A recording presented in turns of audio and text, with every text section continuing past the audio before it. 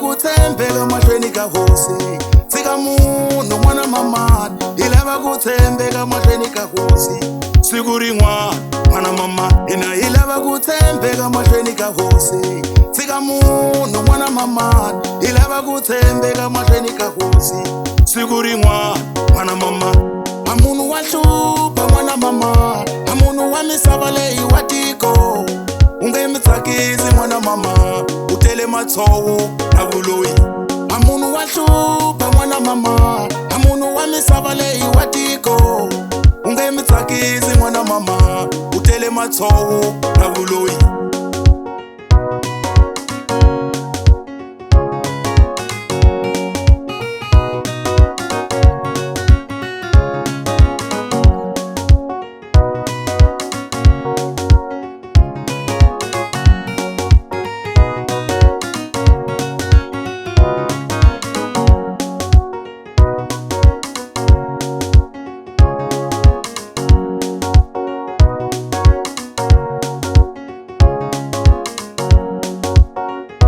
Mr. Kanana Channel, o portal de boa música.